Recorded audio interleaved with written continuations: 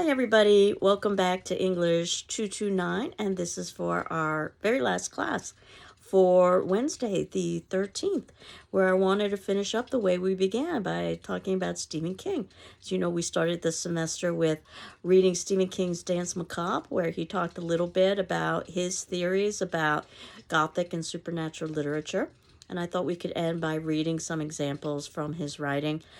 He's usually best known for his novels, but his novels tend to be pretty long-winded, so instead I settled on some short stories. If you're looking for a novel recommendation, however, I very much recommend The Shining. It's perhaps the only novel that's ever scared me, the hedge animals in particular. Now, if you've seen the movie, and we've talked about this all semester long, that movies are adaptations. The movie is excellent, but it's not Stephen King's vision. So his text is different than what we would find in the movie. I think of them as two separate entities, actually. And I've done similar things with, let's say, Frankenstein. But in regards to Stephen King, I had assigned the foreword from Night Shift, in part because it reiterates some of the major themes that we talked about at the beginning of the semester in his reflections in Danse Macabre. That horror writers and horror writing as a general principle oftentimes is quite maligned. In part, according to King, is because it brings perhaps the ultimate bad news. It makes us confront death, which is both bad, but it also is good if we believe Stephen King's idea that ultimately Gothic literature is a dress rehearsal for death, helping us to confront our fears and anxieties in a safe way. And that the text, at least a well-written text, serves as a kind of filter between the conscious and the unconscious. In other words, it works allegorically and symbolically, as we've been talking about over the course of the semester as well. And I think we can definitely see that in the two short stories that I selected that are Stephen King's vision of the vampire mythos. Of course, we know how seminal Dracula is in terms of the Gothic literature tradition. So Stephen King's first story, Jerusalem's Lot, ended up becoming Stephen King's very famous novel, Salem's Lot, which I think is an excellent read as well, by the way. And it's pretty clear when you start reading Jerusalem's Lot that it's an homage to Dracula and to other Gothic texts. Now that we've had just a little taste of the Gothic tradition, you should be able to identify lots of winks and nods to previous authors. We see a story that's told in the epistolary format through journals and letters. Again, we've talked about that over the course of the semester in terms of how that was utilized in the Gothic. Set in the 1800s, and of course we know that was the prime period for Gothic texts.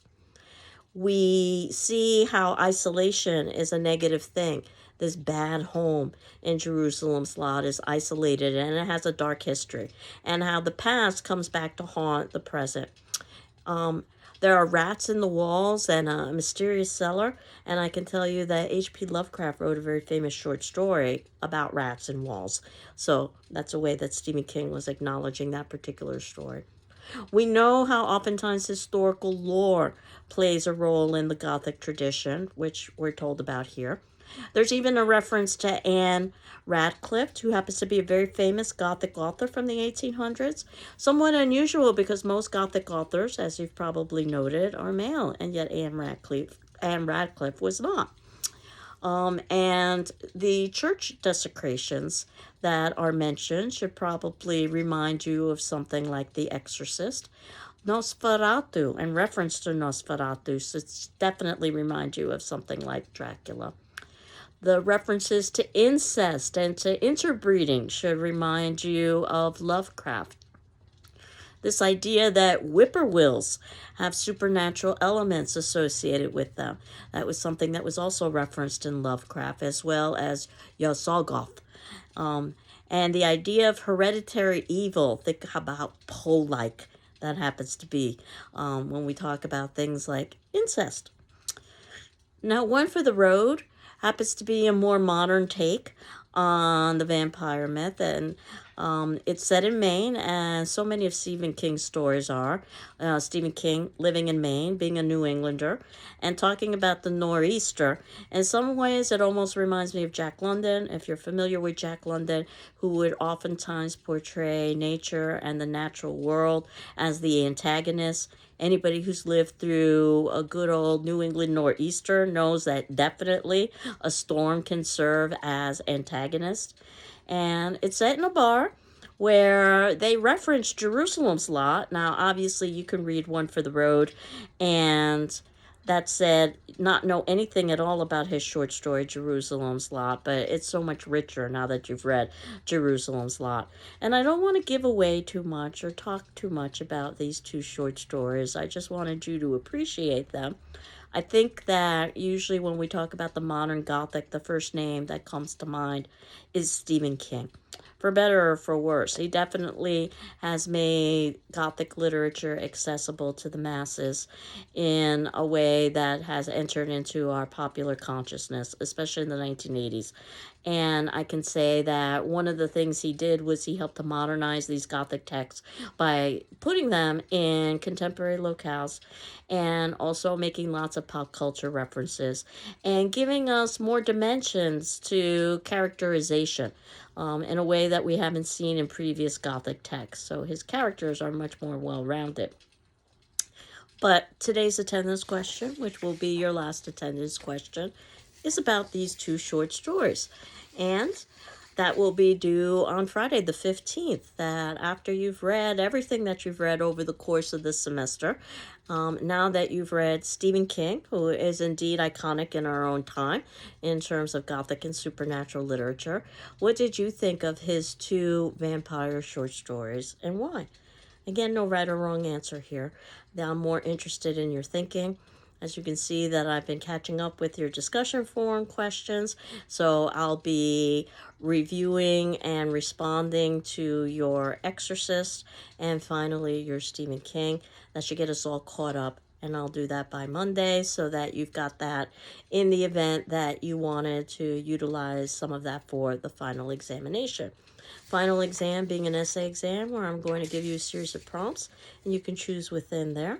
And it's open book, open notes, so you can utilize any of the resources that you would normally use.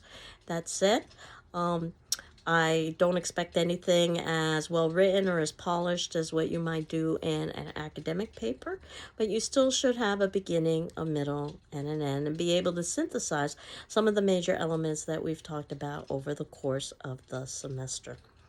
So what is left at this point is, as you know, paper number 2 is going to be due on the 18th, but certainly submitted in earlier. And the final exam will be posted at 8 a.m. on the 18th. And if we were taking this exam in person, you would have 2 hours, but we're not taking it in person, so I'm giving you 24 hours.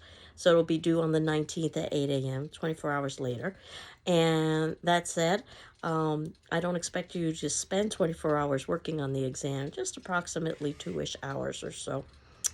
And the only thing really that's left at this particular point is a farewell message. So if you would look at the notes below in the 5th section, you can see there is a farewell message to you. My next posting will be the final exam and indicating when final grades will be out and how you can access those grades, as well as getting information about your assignments that you hand in terms of paper number 2 and also in terms of the final examination. If you'd like your grades earlier, then I'm able to provide them to you.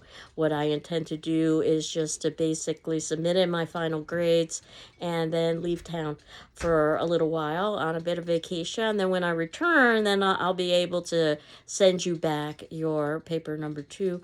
But in the event that you wanted your grade earlier than that, just send me an email and I'll try my best to respond to it before I leave town.